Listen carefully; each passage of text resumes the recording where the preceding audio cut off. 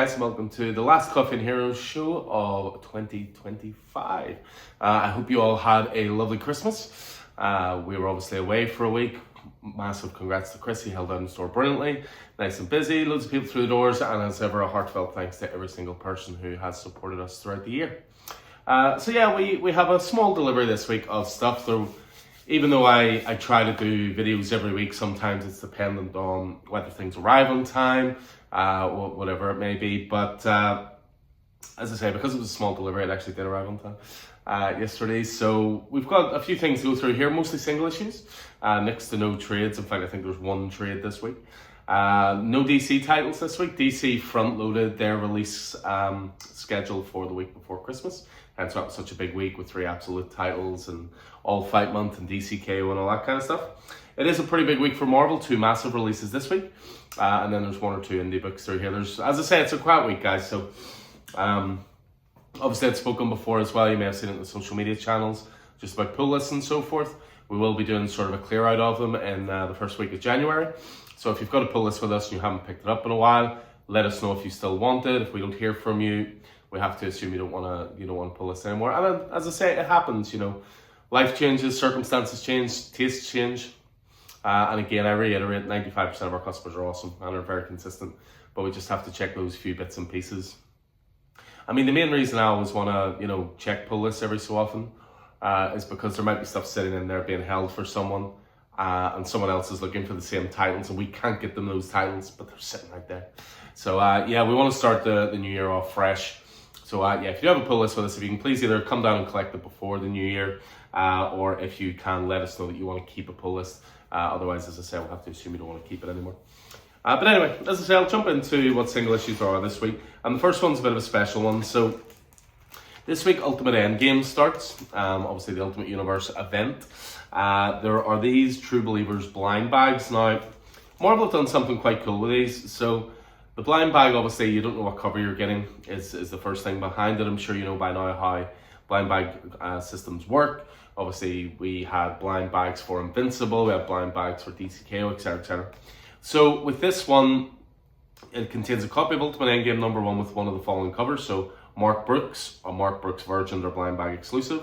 Blue Line, which is a blank variant. Alexander Lozano, Cafu, Chip Zdarsky, Dan Panosian, Rand Stegman, Derek Chew, Sanford Green, Scotty Young black and white version. Stonehouse, which is a blind bag exclusive. Peach Momoko and a Peach Momoko Virgin, or blind bag exclusive. But where it becomes cool, actually, as it says, or other ultra rare mystery covers, what those are original sketches. I believe there's hundreds of them. They basically got their best artists to do some blank covers. They've been randomly inserted. We saw yesterday as well, they announced that there are 4 really ultra rare ones, just to be proper Willy Wonka and the Chocolate Factory about here.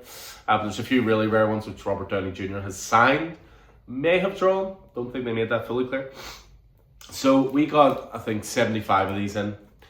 5 of them are requests for pull lists. The other 70, what we're going to do is we're going to split it.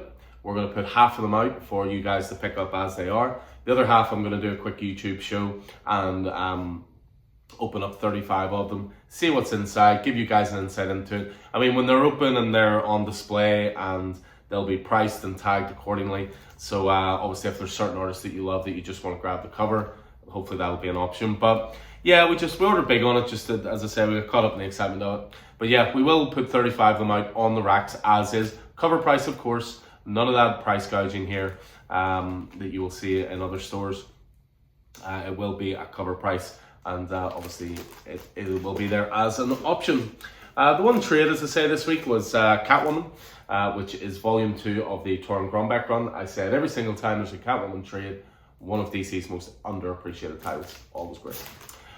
So moving on to some single issues. So we've got Disney The Lion King #2. I believe we've still a couple of #1s on the rack. So great all ages title, great one for the Disney fan in your life. We have also Maleficent, which is #3 of that. Again, Disney villains, they do focus quite a lot on these. We do have a Disney box. I'm pretty sure most people know about it, but it is obviously in the Marvel section, given that the House of Ideas does own Marvel these days. Some Marvel stuff for you here. We've got The World to Come, #5. So this has been, of course, the Marvel Knights event. Joe Quesada, Christopher Priest. We have Predator Kills the Marvel Universe, last issue, I believe. Benjamin Percy, Marcello Ferrara on art. We have Punisher Red Band, and it is number 4 is out this week.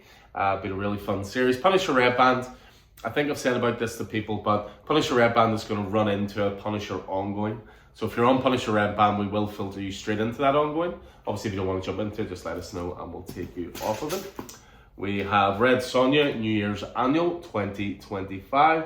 So a one-shot annual, lovely Joseph Michael Linsner cover there. We have Sorcerer Supreme from Steve Orlando and Bernard Chang on art. Obviously a nice Scarlet Witch book there. We have Star Wars Boba Fett, number 4. So continuing on with the anthology series for Star Wars Boba Fett. We have the Undead Iron Fist, number 4.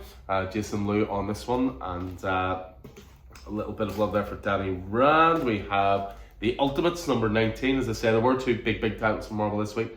Ultimates 19 being one of them. Dennis Camp continuing to write, and Juan Progreri on art. And then we have Ultimate Endgame is definitely the biggie this week. This is sort of the culmination of the Ultimate Universe. This is the event that's going to bring everything together as the maker makes their triumphant return. We did get a couple of variants for Ultimate Endgame as well, just that we bought in anyway for the store. So we have, let me see, we've got Scotty Young there. So really fun one with Iron Man and Spider-Man. We have, let me see. We have Alexander Lozano for variant cover as well. We have Ryan Stegman showing off some of the Ultimate Universe characters there for variant cover. We have Peach Momoko, sure to prove popular, always does. Then we also have a few more bits and pieces just to show. We have the X-Men Age of Revelation finale.